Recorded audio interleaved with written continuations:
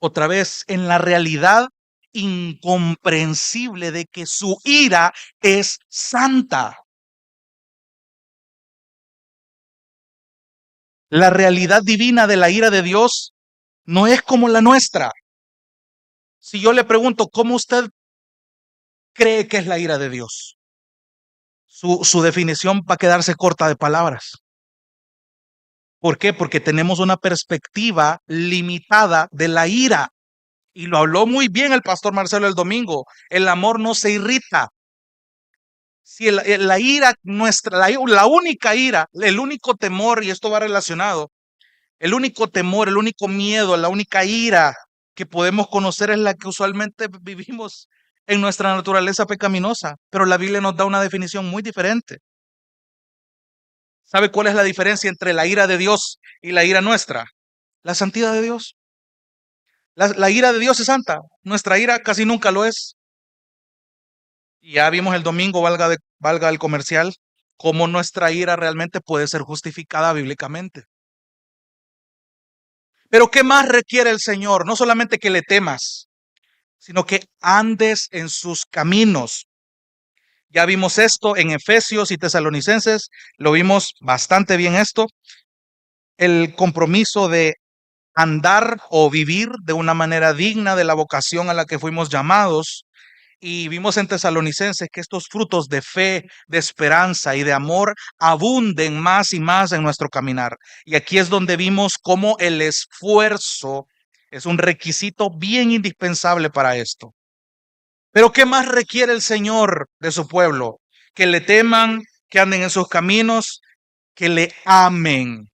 Hermano, ya esto nos está quedando más que claro cómo el amor bíblicamente entendido es importantísimo para este compromiso. Una de mis oraciones, de hecho, y lo recordaba mientras hacía este estudio, recordaba que una de mis oraciones era siempre pedirle perdón por no amar al Señor como debería de amarlo. Pero es una piadosa manera de orar, fíjese. Pero ¿cuál era el problema?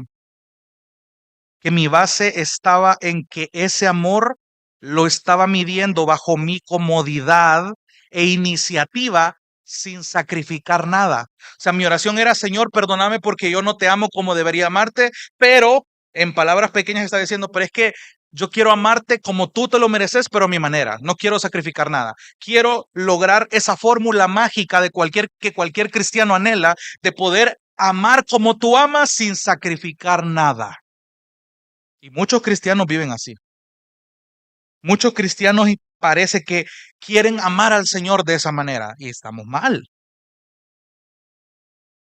Porque si la base de ese amor es mi comodidad, es un error. Entonces, a medida que yo fui entendiendo que no se trata de cuánto yo lo amo, sino cuánto Él me amó a mí, esa es la base bíblica para corresponder el amor de Dios. Y ahí la perspectiva se transforma. Présteme atención, por favor, porque cuando eso pasa, llegamos a la conclusión de que nunca voy a poder corresponder totalmente e igualmente el amor que Él me ha mostrado. Présteme atención, si yo caigo en esa realidad, puedo caer en cuenta, jamás voy a corresponderle el amor al Señor que Él me mostró de la misma manera, en la misma magnitud. No puedo. No puedo, me es imposible, porque si yo pretendo hacerlo, o si en mi cabeza cabe la idea de que yo puedo igualar el amor de Dios para poder corresponderle, y aquí saldar cuentas y estamos a cuenta, y Señor, ya te correspondí el amor, entonces yo puedo estar aquí tranquilo contigo. Pero cuando yo hago eso, me estoy poniendo en el lugar de Jesús, como que si yo pudiera lograr el mismo efecto que Cristo hizo en la cruz. Como que si mi sacrificio en una cruz va a poder pagar todos los pecados del mundo. Hermano, si yo muero en una cruz crucificado y me hacen las mismas heridas de Cristo, sufrir el mismo tiempo que Él sufrió, mi muerte no vale nada. Mi muerte no tiene ningún efecto. Por lo tanto, la muestra de amor que yo estoy haciendo públicamente no vale nada. Yo no, yo no soy apto mi sangre no vale nada para limpiar los pecados de nadie. Pero pero sí puedo amar como Cristo amó y nos dio el ejemplo mientras estuvo aquí en la tierra. Quiero que me vaya entendiendo bien esto. ¿Sabe cómo Jesús cuando se humanó nos dio el ejemplo de amar como Él amó? Perdonando, orando por sus enemigos, orando por quienes lo estaban siguiendo. Imagínense a Cristo en la cruz diciendo, Padre, perdónalos. No saben lo que están haciendo. ¿Quién va a hacer eso si somos los seres más pecaminosos y rencorosos de la faz de la tierra? Empezando por ahí. Si tu oración es, Señor, ayúdame a amar, pues empecemos por ahí. No seamos tan rencorosos.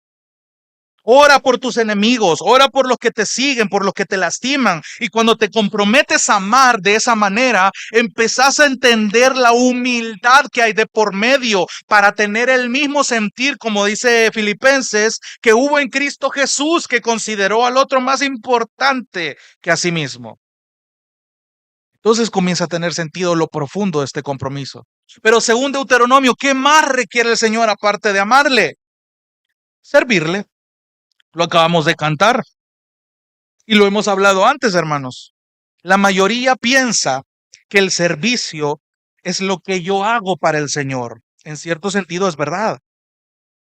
Y si traducimos el servicio que hacemos hoy, que es lo que hacemos para el Señor, a los tiempos del Antiguo Testamento, el servir al Señor se traducía en el acto de traer sacrificios al altar, dar ofrendas, cosa que muchas veces el Señor le repudió, se hartó de las ofrendas, se hartó del servicio de sus hijos. Váyase rapidito a Isaías capítulo 1.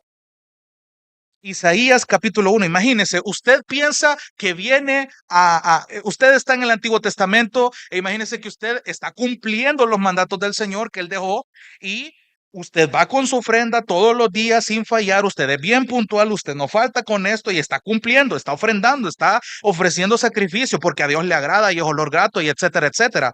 Pero llega un punto donde Dios viene a través del profeta Isaías en el capítulo 1 y dice algo bien interesante, versículo 13.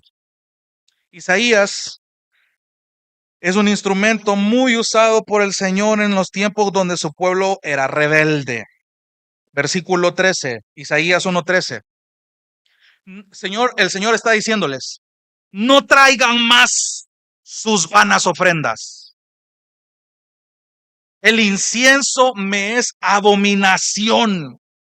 Luna nueva, día de reposo, es decir, sea el día que sea, la festividad que sea, el convocar asambleas, lo que hagan, cualquier cosa que hagan, cualquier reunión que hagan, la ocasión que hagan, no tolero iniquidad y asamblea solemne, lo que ustedes llaman reunión solemne, no la tolero, no la aguanto. Sus lunas nuevas y sus fiestas señaladas, las aborrece mi alma, dice el Señor. Se han vuelto una carga para mí. Estoy cansado de soportarlas. Versículo 15. Cuando extiendan sus manos, esconderé mis ojos de ustedes. Sí. Aunque multipliquen las oraciones, mire qué fuerte esto.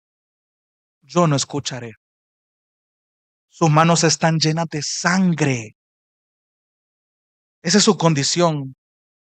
Pero aquí es donde yo voy a lo que les estaba diciendo. Dios está mostrando su ira, su molestia. Pero ahí es donde puedo ver una realidad, a pesar de que Dios puede consumirlos ahí mismo. El acto más grande de misericordia y gracia fue haberles mandado a un profeta que les jalara las orejas al pueblo. Mira el versículo 16, les está proponiendo la solución.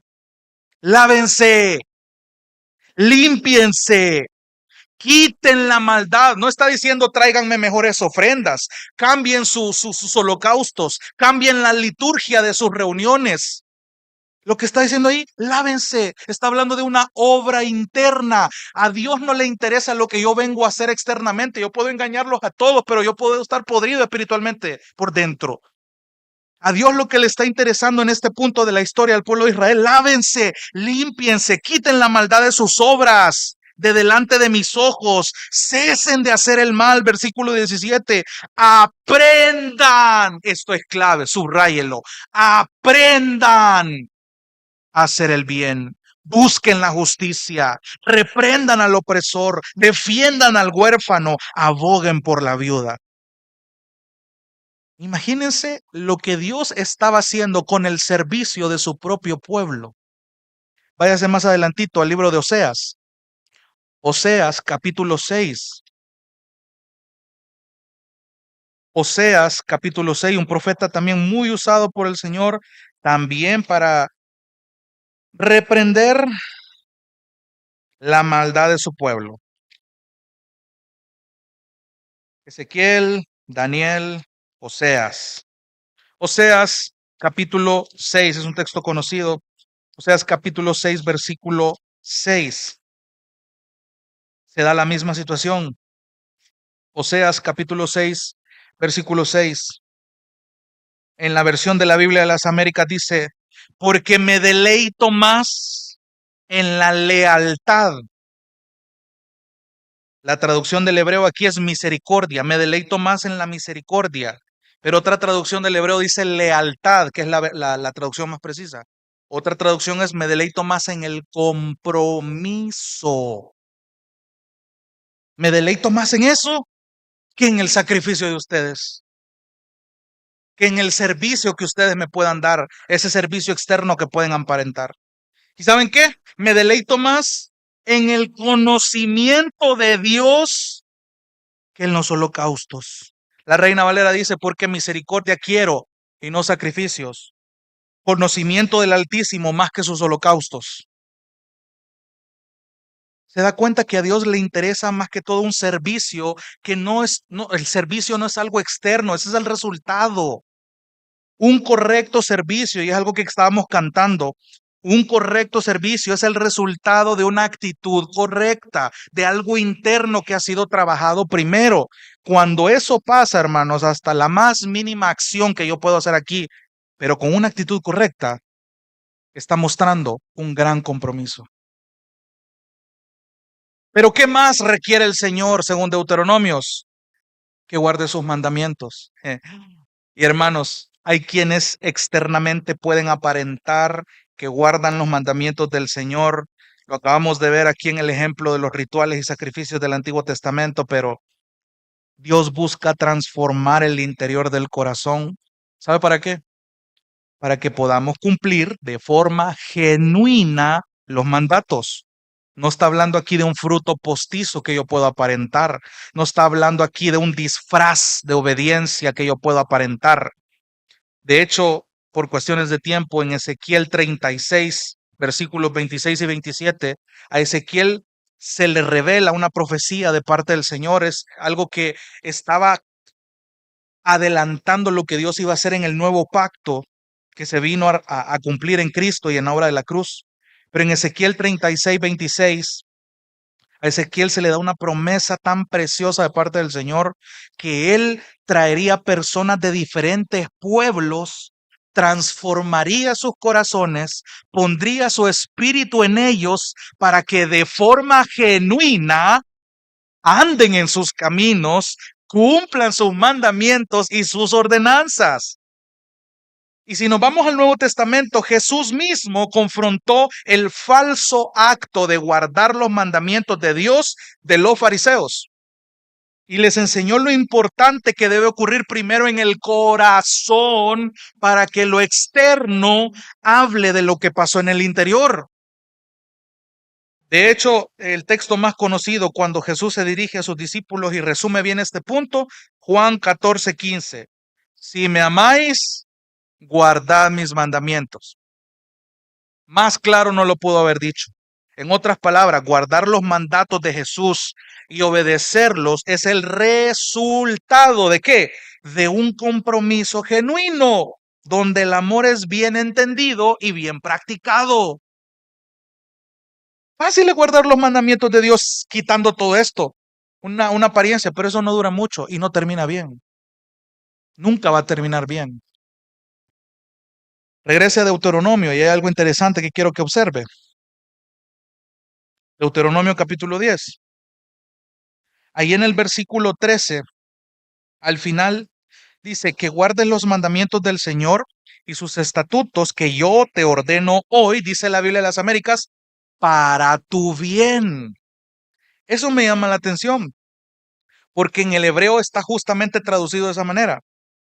Para tu bien, en la Reina Valera dice que cumplas todo esto para tu prosperidad. Y muchos pastores que defienden este tipo de evangelio se agarran de este texto de Deuteronomio para afirmar que Dios quiere siempre bendición para sus hijos con la condición de todo esto. Y le estoy hablando de prosperidad material.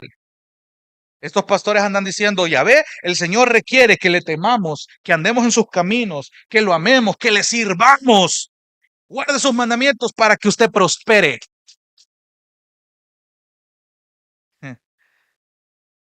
Pero hermano, si lo leemos en esta versión, con esto a la mano, para tu bien, piensa en esa palabra, en esa cláusula. No está hablando meramente de un bien o una prosperidad material, que todo se les alumbra a la vista cuando leen esos textos. Claro, la prosperidad material, un bien material, se puede derivar de esto. No me malentienda. Pero el punto es que todo lo anterior que les he mencionado, que el Señor requiere, produce en nosotros un bien mayor, una prosperidad mayor que garantiza, oiga, el cuidado y el sostén de Dios. Y ese para mí, hermanos, es el mayor bien que yo puedo tener en este mundo. Es la mayor prosperidad que yo puedo tener en este mundo, saber que Dios está cuidando de mí, saber que Dios guía mis pasos. Dios es quien me está sosteniendo en mis momentos más difíciles. Ese es mi mayor bien. Dios me está enseñando cosas profundas y tremendas que yo no había visto en su palabra cuando peores pruebas me vienen. Ese es mi mayor bien. La sabiduría que yo puedo obtener por gracia en medio de las dificultades, ese es mi mayor bien. Yo puedo lograr ser pistudo, ricachón, millonario, como usted lo quiera llamar, de la noche a la mañana, pero le aseguro que eso se va a acabar tan rápido y crea una satisfacción temporal que no va a servir de nada. Eso no es un bien, eso no es una prosperidad. De nuevo, para mí estar bien y próspero puede implicar muchas cosas que para el Señor, mi bienestar y prosperidad implican cosas muy distintas, hermano. Y bien lo dijo el profeta Isaías al pueblo de Israel cuando les hacía el constante llamado para que se arrepintieran. En Isaías 58, 55, perdón. Véase rapidito ahí, es un texto conocido también. Es bien interesante repasar el Antiguo Testamento, hermano. No, muchas veces como que lo pasamos por alto. Es verdad, hay joyas en el Nuevo Testamento, pero en el Antiguo es increíble la riqueza que hay también. Isaías capítulo 55. Una vez más, Isaías les está diciendo al pueblo, vuelvan al Señor, no sean tan necios, arrepiéntanse de sus malos caminos, por favor, miren la misericordia del Señor, vuelvan al Señor, por favor. Y en Isaías 55, Isaías empieza a decir, miren esta misericordia que se les está ofreciendo, aprovechenla, por favor. Isaías 55, versículo 8.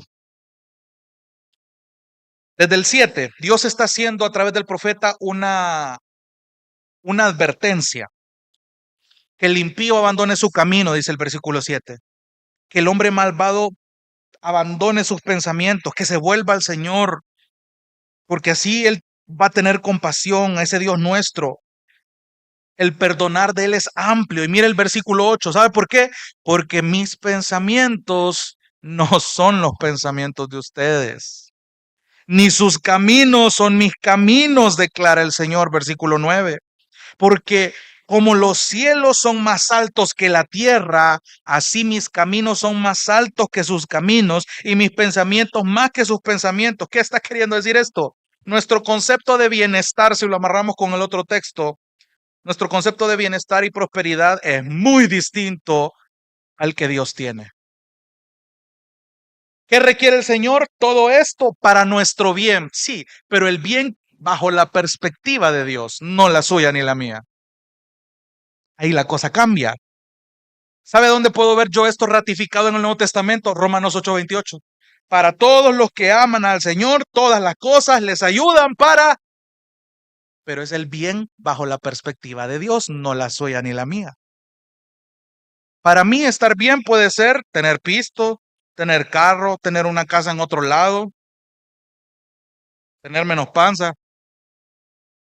Puedo interpretar el bien y la prosperidad de muchas maneras, pero para la perspectiva de Dios, mi bien puede ser estar lleno de pruebas, estar lleno de dificultades justamente en un área en específico, que me falte pisto, que pierda el orgullo delante de otras personas.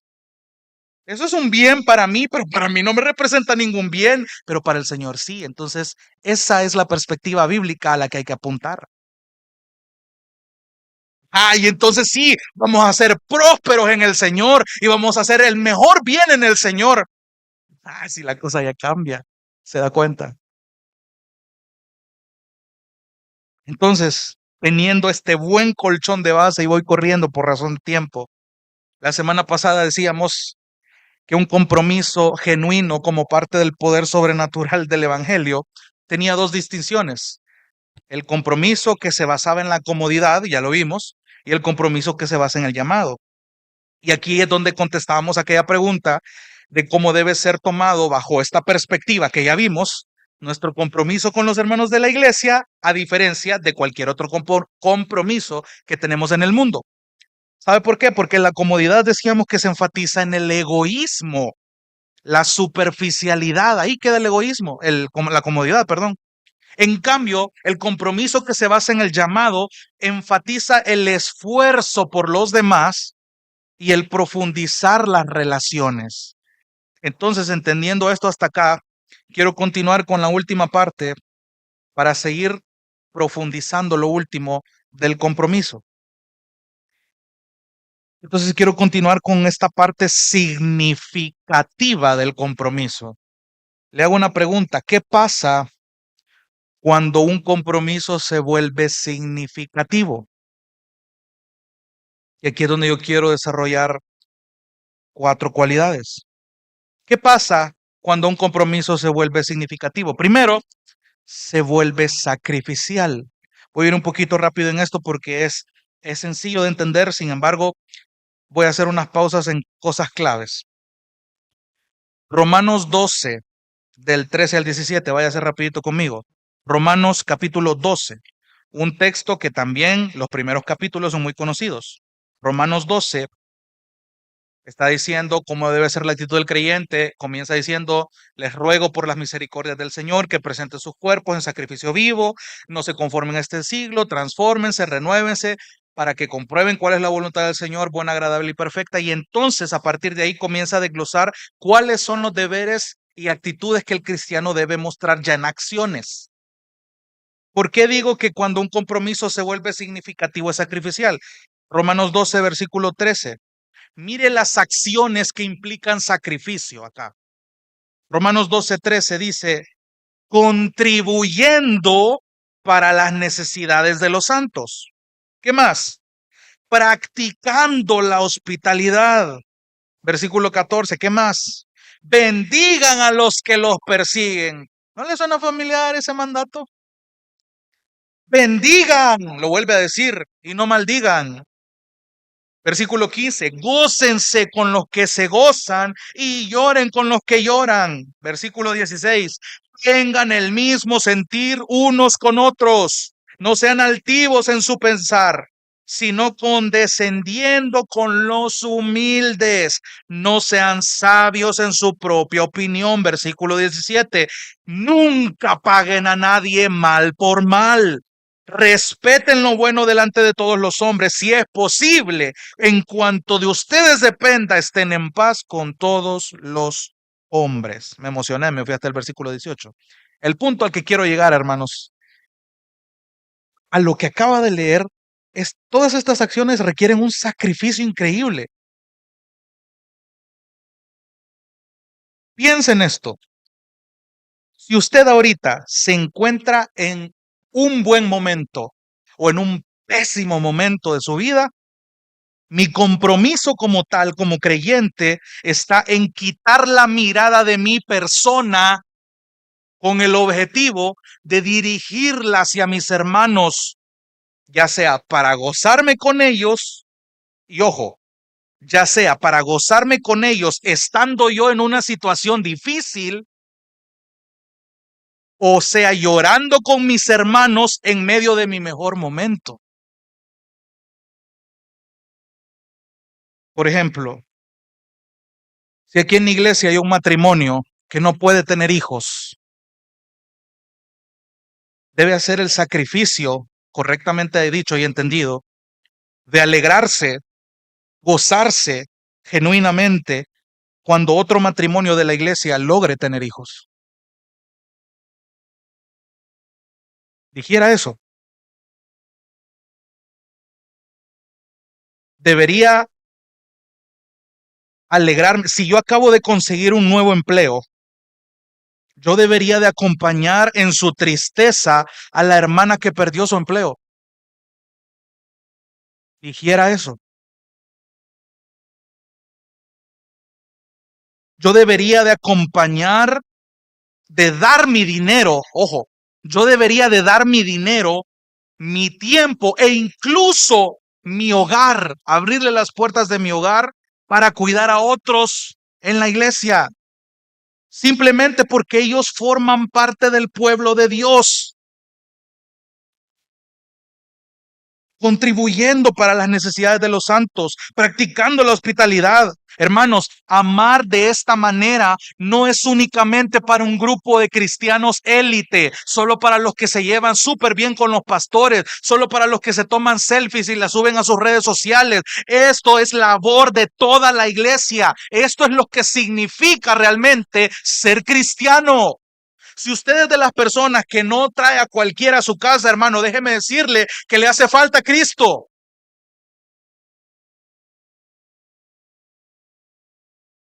Porque la hospitalidad es algo que debe ser característico en el cristiano. No existe una excusa válida para que tu hogar no pueda ser el refugio de un hermano de la iglesia que necesite una ayuda. No hay excusa. Entonces el compromiso se vuelve significativo. ¿Por qué? Porque es sacrificial. Está sacrificando algo que no usualmente hacemos. Y es difícil, hermano. Vivimos en una cultura donde somos desconfiados. No le abrimos la puerta de nuestro hogar a cualquiera. Pero eso implica que tú conoces a tus hermanos y vamos a llegar a esa parte. Pero la regla bíblica, el mandato que no está opcional, es que tú seas hospitalario, que tú contribuyas para las necesidades de los santos. ¿Tú crees que solamente está hablando de dinero acá? No está hablando de dinero. Segundo, ¿qué pasa cuando un compromiso se vuelve significativo? Busca reunirse. Ya vimos esto en Hebreos 10:25. Este texto nos dice que la vida cristiana consiste en no dejar de congregarnos como algunos tienen por costumbre, sino exhortándonos y cuanto más cuando ven que aquel día se acerca. Hermanos, ser cristiano implica reunirnos con otros cristianos de forma regular. Lo vimos en la definición de la iglesia local. Y el autor de Hebreos no ve otra categoría de cristianos. Es necesario reunirnos, eso ya lo sabemos. Tercero, ¿cuándo es que un compromiso es significativo? Cuando procura estimular. El mismo texto de Hebreos en los versículos anteriores nos dice que hay que considerarnos unos a otros para estimularnos al amor y a las buenas obras. Algo que claramente se ve de nuevo en el versículo 25. Y esta clase de estímulo en el libro de Hebreos, hermanos, implica mucho más que un buen apretón de manos, un abrazo, algún beso entre hermanas. Ahí en el capítulo 3 el estímulo es el antídoto para la incredulidad. Estimular significa fortalecer la fe de otros. Hermanos, un cristiano no solo está comprometido con su bienestar espiritual propio, también está comprometiéndose a ayudar a otros a luchar por su fe.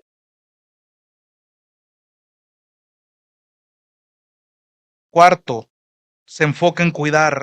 Mateo 18 nos dice que si un hermano peca contra mí, yo debo hablar con él en privado. Si no se arrepiente, debo llevar conmigo a uno o dos hermanos. Y si todavía sigue sin arrepentirse, yo debo comunicarlo a la iglesia. Y el texto dice que si no oye a la iglesia, tenlo por gentil y publicano. En otras palabras, expulsión de la iglesia. Présteme atención, por favor. La última barrera para el autoengaño en este mundo es la iglesia local. Se lo voy a repetir. La última barrera para el autoengaño en este mundo es la iglesia local. Nadie puede decirme tan fuertemente a mí que la fe que profeso con mi boca se contradice con mi vida que la iglesia donde yo me congrego. Si la iglesia está comprometida a cuidarme y ven que lo que yo predico no cuadra con lo que vivo, la iglesia tiene toda la responsabilidad de decirme fuertemente, hermano, tú no estás viviendo conforme a la palabra. Merezco ser exhortado, merezco ser confrontado y si yo no decido arrepentirme, merezco ser publicado en la iglesia y si aún así no me arrepiento, tienen toda la autoridad de considerarme un gentil y publicano y ser expulsado de la membresía. Y lo digo aquí con todo el temor y temblor, porque hoy puedo estar aquí y mañana puedo estar en esa situación. Mañana puede ser usted. Y es interesante que esta autoridad no se le da al pastor, no se le da a un anciano, se le da a la iglesia. Por supuesto, cuando hay una inmoralidad y la gente se engaña bajo su pecado y hay un liderazgo sabio y amoroso, todo fluye con el orden bíblico. Pero finalmente, en el Nuevo Testamento, la responsabilidad no se le delega exclusivamente al pastorado. La responsabilidad de cuidarnos unos a otros es de toda la iglesia. Hermanos, Dios nos ha llamado a hacer estas cosas. Amar a otros cristianos sacrificialmente, reunirte con ellos con regularidad, estimularlos en la fe, cuidarlos del pecado y de que se engañen solitos. ¿Sabe por qué? Porque cuando usted hace estos compromisos, no es algo que debe dejárselo a los cristianos maduros. La gente piensa que esto solo le corresponde a los que llevan años en gracia y verdad o que ya son amigos de los pastores. Hermano, no te desligues de esta responsabilidad. Lo que la Biblia te dice es que todo cristiano debe hacer esto. Esa es la profundidad de este compromiso. Pero aún hay más para entender completamente la profundidad del compromiso que la iglesia debe tener. Porque el compromiso bíblico en una iglesia no solo es importante, también se formaliza. Voy a tomarme unos minutos más por razón de tiempo, porque es importante entender esto. Es importantísimo este tipo de compromiso. El compromiso no solamente es significativo, sino que debe ser formal. ¿Por qué decimos que el compromiso debe ser formal? Váyase rapidito a 1 Corintios capítulo 5. 1 Corintios capítulo 5. Es un estudio que ya vimos. Pero por favor, le insisto, présteme atención, hágame un poquito de paciencia, porque de verdad este tema es súper importante. 1 Corintios capítulo 5, versículo 12 y 13. Pablo está diciendo lo que la iglesia debe hacer frente a un caso de inmoralidad escandaloso en la iglesia de Corinto. 1 Corintios 5:12 dice, pues, perdón, versículo desde el 11, sino que en efecto les escribí que no anduvieran en compañía de ninguno que llamándose hermano es una persona inmoral o avaro o idólatra o difamador o borracho o estafador. Con esa persona ni siquiera coman. Versículo 15, pues, ¿por qué de juzgar yo a los de afuera? ¿No juzgan ustedes a los que están dentro de la iglesia? Pero Dios juzga a los que están afuera. Y la conclusión de Pablo es, expulsen al malvado de entre ustedes. Pablo está explicando que la iglesia no tiene la responsabilidad de juzgar a los pecadores impenitentes que hay afuera, pero sí posee esa responsabilidad dentro de la iglesia. Hay una línea que separa lo que está fuera y lo que está dentro de la iglesia. Présteme atención, porque de un lado están los que se llaman a sí mismos creyentes y someten esa profesión correcta, esa confesión al juicio de la iglesia. Los mismos hermanos dan fe si lo que yo profeso es cierto o no. Y del otro lado están los que no han hecho ese compromiso, esa confesión. Y hay personas que piensan que en vez de obsesionarnos de quién está dentro y quién está afuera, esta gente dice, bueno, solo basta con enseñarles a las personas y animarlas. O sea, no importa su condición espiritual. Anímalos a comer la buena comida espiritual. Sí, pero el problema es que eso parece contradecir la forma en la que el Nuevo Testamento describe que la iglesia debe de hacer. De hecho, también pasa cuando la Biblia habla acerca de los líderes de la iglesia. Recuerdo que Carlos había predicado eso una vez. Obedezcan a sus pastores, sométanse a ellos, porque ellos velan por sus almas y van a dar cuenta de ello. Pero présteme atención. Si la Biblia dice que debemos someternos a nuestros líderes, porque ellos van a rendir cuentas por nuestras almas, pero si la afiliación con una iglesia no es de manera formal, es decir, sin un compromiso de por medio, ¿cómo saben estos líderes entonces por quién habrán de rendir cuentas si no están comprometidos? O sea, ¿cómo saben estos líderes mi vida? ¿Cómo puedo decidir yo a quién someterme si no estoy comprometido formalmente con una persona? Quiero que me entienda bien, porque cuando se lidia con la disciplina o el liderazgo de la iglesia, queda claro que en la Biblia el compromiso con la iglesia tiene cierto nivel de formalidad, hermanos. Los creyentes saben, y aquí es donde yo quiero llegar a este punto, ¿por qué decimos que el compromiso es formal? Porque los creyentes saben con quién se están comprometiendo. ¿Quiénes son los pecadores que en un futuro dijeron, me voy a bautizar, quiero ser miembro de Gracia y Verdad, hermanos, me comprometo a que ustedes me aguanten y a yo aguantarlos a ustedes, soportarnos y amarnos mutuamente? Estoy comprometido a tener relaciones con ustedes, relaciones profundas. En ese sentido, ahí está la formalidad del compromiso. Estoy conociendo conscientemente con quiénes me estoy comprometiendo. Y la iglesia y sus líderes saben de quiénes son responsables. Mira a tu alrededor. Tú eres responsable de estas vidas. Mira bien a tu alrededor. Tú estás comprometido con estas personas. O estás llamado a hacerlo, según la palabra. Esto es lo que llamamos la membresía de la iglesia. Porque si usamos la ilustración de Pablo de que la iglesia es un cuerpo y nosotros los miembros, entonces, ¿qué diferencia hace esta formalidad? Y es importante por dos razones, y voy corriendo. Hermanos, un compromiso formal sirve como una afirmación del compromiso informal. ¿Qué quiero decir con esto? Me encanta cómo un teólogo describe este tipo de compromiso formal comparándolo con un matrimonio. Présteme atención a lo que estoy a punto de leerle. Él dice, cuando la Biblia habla acerca del amor, lo mide principalmente no en base a cuánto deseas recibir, sino en base a cuánto estás dispuesto a dar de ti a alguien. ¿Cuánto estás dispuesto a perder por el bien de esta persona? ¿A cuánto de tu libertad estás dispuesto a renunciar? ¿Cuánto de tu valioso tiempo, emociones y recursos estás dispuesto a invertir por esta persona? Y por eso los votos matrimoniales no solo son útiles, también sirven como una prueba. Y en muchos casos, cuando una persona le dice a otra, te amo, pero no arruinemos esto casándonos, esa persona realmente está diciendo, no te amo lo suficiente para cerrar todas mis opciones. No te amo lo suficiente para entregarme a ti por completo. Decir, no necesito un pedazo de papel para amarte, es decir, básicamente, mi amor por ti no ha alcanzado el nivel del matrimonio. Cierro cita.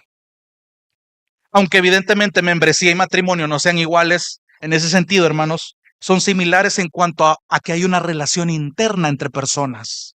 Es decir, si alguien en la membresía dice que desea cumplir todos los mandamientos de la Biblia que implican unos a otros, ya sea amarnos, soportarnos, tener paciencia, etcétera, en el contexto de la iglesia, pero no quiere comprometerse formalmente a hacerlo a través de la membresía, ¿qué clase de compromiso pretende hacer esta persona?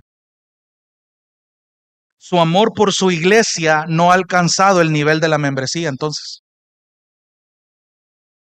El compromiso formal deja claro quién verdaderamente toma la decisión de amar a su iglesia como la Escritura lo manda.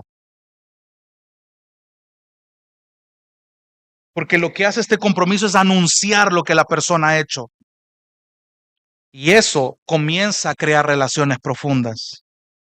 Yo puedo decir, yo quiero amarte como 1 Corintios 13, como Romanos 12, como Hebreos 10, 1 Corintios 5. Pero si no es miembro de la iglesia, no tengo forma de saberlo. Cuando la membresía es significativa, hace que el compromiso sea visible para que las relaciones puedan crecer a un ritmo más acelerado, más genuino. Otra vez, Pablo no está diciendo aquí en 1 Corintios que no tiene la responsabilidad de juzgar a los pecadores impenitentes en el mundo, pero esa responsabilidad le corresponde a la iglesia. Hermanos, y quiero terminar con esto, unos consejos prácticos, porque esto es más práctico que otra cosa. Cuando entendemos la profundidad de un compromiso que es sacrificial, que debe formalizarse, entendemos que hay algo que hacer en la iglesia. Entonces, hay un par de consejos prácticos y le va a sonar un poco cliché o que es como esto, pero esto ya lo hice. Présteme atención. Consejos prácticos. Primero, únase a una iglesia. Únase a una iglesia. No solo nosotros estuvimos en esa fase, en ese momento, sino que tenemos muchos amigos, familiares, que todavía están pensando, incluso hermanos que asisten regularmente a la iglesia, todavía están pensando si la membresía realmente importa. Y en esas conversaciones, créanme que es una muy buena oportunidad, es útil regresar al tema que usted puede presentar de lo que significa ser cristiano. Hermano, seguir a Jesús se resume en amar a otros que también siguen a Jesús. Esa es la implicación. Eso es lo que ocurre inevitablemente cuando somos perdonados de nuestros pecados. Ya lo hablamos. No se trata solo de una disposición general de amor, una cuestión de yo te amo y ahí estuvo y ahí murió, sino de un compromiso específico de amar a un grupo específico de cristianos a una iglesia local. Únase a una iglesia. Segundo, invierta en las relaciones. Y cuando digo invierta, no quiero que se le venga a la mente solamente pisto, dinero. Puede implicarlo, pero no es el enfoque de esto. Estoy hablando de esfuerzo. Invierta en relaciones. Hablo de esfuerzo, hermanos. Y esta cucharada nos va a caer a todos. Todo lo que voy a decir a partir de aquí, este saco nos queda a todos. Hay muchos que nos unimos a una iglesia, pero aparte de aparecer cada domingo para los servicios, unirse a la iglesia realmente no cambia nuestras vidas. Como ya sabemos, relacionarse con una iglesia local de manera bíblica, ¿sabe qué quiere decir? ¿Qué implica? Confesar nuestros pecados para que otros puedan ayudarnos a luchar por la fe. Significa confesar nuestras batallas para que otros puedan ayudarnos de forma práctica. Significa hacer preguntas complicadas y en algún momento preguntas incómodas que usted tiene que contestar. Al cuidar de sus hermanos, de sus hermanas. Y esto significa que la oración forma parte integral de las relaciones. ¿Cuándo fue la última vez que usted oró por un hermano que quiere relacionarse y le cuesta y se le está huyendo todavía? Si no lo ha hecho, empiece a hacerlo. Y sabe cuando esto no pasa, es aún más evidente. cuando no estamos invirtiendo en relaciones, hay señales claras de que esto no está pasando. Y este es un examen que quiero que en GIB hagamos. Hay 4 categorías de creyente y estos 4 creyentes, téngalo por seguro que si no están aún en la iglesia, los va a encontrar. Aquí podemos entrar a cualquier categoría de estos miembros. Hay 4 categorías de miembros que podemos ver cuando no estamos invirtiendo en relaciones. Está el miembro casual, el miembro fuerte, el miembro estático y el miembro consumidor. Rapidito, ¿a qué se refiere el miembro casual? El miembro casual es el que asiste con regularidad, pero que no hace mucho más que eso, asistir. Y sus amigos más cercanos no están en la iglesia. Ese es el miembro casual. Es alguien que lo vemos cada domingo, puedo verlo cada jueves, pero hasta ahí. Su involucramiento se limita a asistir. Sus mejores amigos no están en la iglesia, están en otro lado. Y eso lo hace un miembro comprometido hasta cierto punto, muy escueto. El miembro fuerte, en cambio, parece involucrado, al menos en términos de servir a los demás, ya lo hablamos. Pero él muy ingenuamente asume que él o ella, porque puede ser hermanas también, nunca necesitan nada. No, yo estoy bien, hermano. ¿Cómo está, hermano? Bien. Ahí. ¿Y cómo está? Bien, hermano. Acaba de pasar la peor semana de su vida, pero dice, estoy bien, no pasa nada. Esta persona asume que nunca está en necesidad y como resultado nunca deja que las personas le ayuden. Es un orgulloso, es un egoísta. El miembro fuerte en realidad no es un miembro fuerte. Necesita invertir en relaciones porque este tipo de miembros son vulnerables. El miembro estático empieza con buenas relaciones en la iglesia, pero cuando los meses se convierten en años y los años se convierten en décadas, esas relaciones nunca se expandieron, nunca se profundizaron y en una iglesia tan dinámica como la nuestra, esa comunidad congelada casi siempre deja de ser una comunidad. Tengo personas específicas a quienes yo les hablo cada domingo, cada jueves, pero de ahí no paso. Y puedo pasar años así y yo digo que soy un miembro de la iglesia. Hace falta invertir en relaciones más intencionalmente. Último, el miembro consumidor. El miembro consumidor tiene relaciones, pero queda claro desde una perspectiva mundana el por qué cada relación sería importante para él o ella. Tiene relaciones por conveniencia. Tiene relación porque le importa sacar provecho de la otra persona, porque le ha llamado la atención qué le puede ofrecer el otro hermano o hermana. Entonces, como esa es la mentalidad, entonces no aspira, como ya dijimos antes, a amar a otros de una manera que sea diferente al mundo, una manera de amar que le extraña al mundo, simplemente porque Cristo lo amó. Este tipo de miembros consumidores, ya lo hablamos, son las personas que demandan, exigen producto y se pueden convertir en proveedores que creen más consumidores. Esto es triste, esto es triste. Nos hace falta invertir en relaciones. Tercer consejo práctico, comprométase a amar a todo el cuerpo, porque hay un peligro, hermanos. Podemos estar en una comunidad real, satisfactoria, una buena cultura de iglesia, pero no pasar de ahí, hermanos. Podemos aspirar a hacer una buena cultura de iglesia, pero hacernos una burbuja aquí que solo gracia y verdad tiene el compromiso de amar a su cuerpo, está mal. La iglesia está llamada a ampliar esa comunidad. Eso no quiere decir que necesitemos tener relaciones profundas con todos y cada uno de los miembros de la iglesia. Lo hablamos en el sermón pasado. pero sí debería de encontrar que sus relaciones no deben estar confinadas a un grupo pequeño llamado Gracia y Verdad, o a un tipo de personalidad, o solo yo me llevo con los coléricos, yo me llevo solo con los ancianos, yo me llevo solo con los hipotes, yo me llevo solo con los que viven en Soyapango, con los que viven en La Escalón, con los que viven en Santa Elena.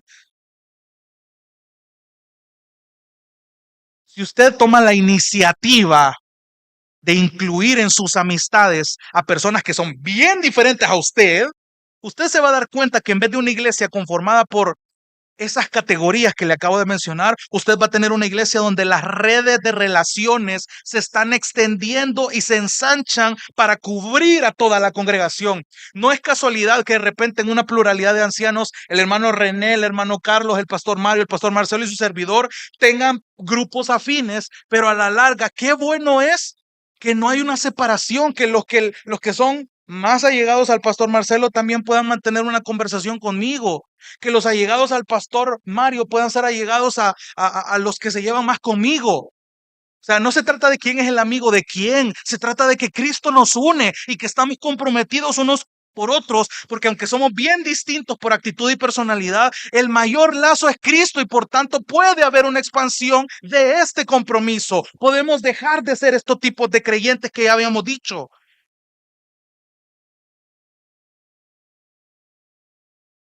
Hermanos, lo dijimos bien, cuando nuestro compromiso se basa en el llamado, esto nos expande para formar relaciones que no van a ser cómodas en el inicio, desde ya se la canto. Hacer estas nuevas relaciones no es algo cómodo para nuestra comodidad, valga la redundancia, pero es necesario para que esta red de compromiso haya una inclusión, y estoy ocupando la palabra correcta intencionalmente. Porque usted se va a dar cuenta que en tema de inclusión, de incluir a estos hermanos, hay diversidad en el cuerpo. Y usted sabe que usar el término inclusión y diversidad es un tema bien polémico dentro de la iglesia. ¿Quiere saber un poco más de eso? Venga de este jueves al otro. Eso vamos a aprender al final. Entonces, hermanos, para concluir, gracias por la paciencia. Esto es importante, hermanos. La profundidad del compromiso es algo que no tendemos a evaluar, que pasamos por alto. Pero si usted lee el Nuevo Testamento, hermano, o sea, y ve cómo la Biblia describe a la iglesia primitiva, a la iglesia local, usted se va a dar cuenta que el pilar que está sosteniendo a esta comunidad es la profundidad del compromiso. Nuestra cultura nos dice que no nos comprometamos, perdón, que nos comprometamos solo hasta donde nos sintamos cómodos. Si usted se incomoda, no se comprometa más, hasta ahí llegue. Pero eso no es lo que la Biblia nos está mandando a hacer. Al igual que esa versión distorsionada del matrimonio que vimos, el compromiso basado en la comodidad en la iglesia no funciona bien. Es posible que esto atraiga a una multitud y sea atractivo y se nos llene la iglesia, pero no va a haber nada profundo ahí. Y sin profundidad, la misión de la iglesia de ser luz va a fracasar, sobre todo en un mundo de tinieblas. Incluso aunque este modelo de compromiso de ser luz parece el mejor para alcanzar a este mundo para Cristo a la larga, se suaviza en comparación a una comunidad verdaderamente sobrenatural. Entonces, hermanos, mi oración en esta noche, y de verdad se lo dejo de tarea y sea intencional, por favor, incluya en sus oraciones a que gracia y verdad aspire, y usted incluye hacia ahí. Aspiremos usted y yo a un compromiso que se base en el llamado que la palabra nos ha hecho, donde usted y yo nos estamos comprometiendo a amar a todas las personas desconocidas en una nueva iglesia, simplemente porque han sido llamadas por Dios para salvación y llamadas por Dios para ser amadas. Porque en un principio va a venir gente nueva probablemente.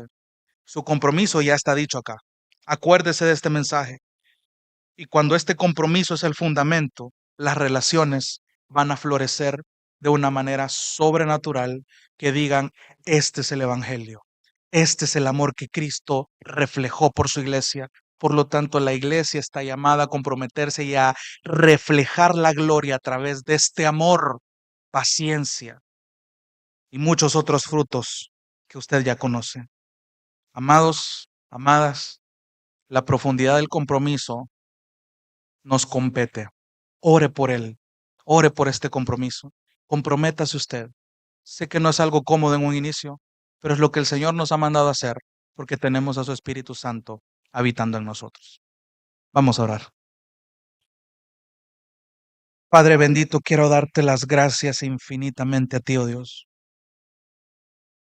Sé que no es fácil de digerir muchas veces esto.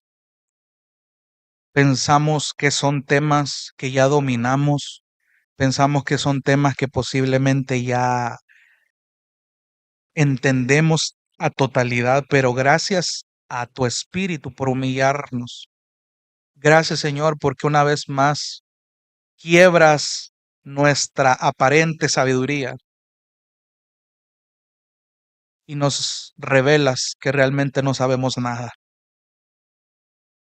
Gracias, Señor, porque como lo dijiste a tu pueblo ahí en Deuteronomio, lo que realmente tú requieres de nosotros es que te temamos realmente. Oramos y estamos conscientes del Dios a quien oramos. Un Dios a quien tenemos un miedo no sentimental, sino un miedo que se basa en la realidad de tu santo atributo de ira. Por lo tanto, aunque vaya más allá de mi comprensión, te alabo, te adoro y te oro a ti, Señor, un Dios de ira, un Dios santo, un Dios justo que no se complace en la maldad, sino que se regocija en la justicia. Tú requieres que te amemos, que te sirvamos, que guardemos tus mandamientos. Señor, ayúdanos, porque francamente no nos hemos comprometido a esto. Perdónanos por el concepto incompleto que hemos tenido, no solo de ti, sino de este compromiso. Oro por cada uno de mis hermanos y hermanas que están acá presentes. No es fácil adquirir este compromiso, al menos empezar a hacerlo requiere mucho valor, requiere mucho esfuerzo. Ayúdanos, Señor, porque no queremos. Hay obstáculos, Señor, y tú conoces realmente las luchas que hay en nuestro corazón que nos impiden reflejar por completo este compromiso. Ayúdanos. Ayúdanos a que el amor sea más fuerte que nuestro egoísmo. Ayúdanos a que la humildad sea más fuerte que nuestro orgullo. Ayúdanos, Señor, a que tu amor en nosotros sea más que nuestro pecado. Esa es nuestra oración, Señor. Gracias porque tú nos reflejaste un enorme compromiso al morir en la cruz. Permítenos entonces reflejar ese mismo compromiso, aunque nunca logremos corresponder el amor que tú diste por nosotros. Pero ayúdanos, Señor, a ser conscientes con este compromiso, porque es posible si tú lo has revelado y tú nos lo has mandado con la ayuda de tu Espíritu Santo. A ti sea la gloria desde ahora y para siempre, en el nombre maravilloso de Jesús. Amén. Dios te bendiga. Realmente es un privilegio para nosotros que puedas escuchar el mensaje de la palabra de Dios. Esperamos que Dios obra en tu vida grandemente a partir de lo que puedas escuchar y aprender a través de este sermón. Sin embargo, creemos que solo este sermón es insuficiente y no debería de suplantar por ningún motivo tu asistencia a una iglesia local. La iglesia local es el medio por el cual Dios obra en la vida de su pueblo. Te motivamos a que busques una iglesia sana donde congregarte o puedas contactarte con nosotros en nuestras redes sociales para que nos puedas visitar. Será un gusto poder servirte y que podamos juntos adorar a Dios en comunión con sus redimidos mientras aprendemos de su palabra. Que el Señor te bendiga.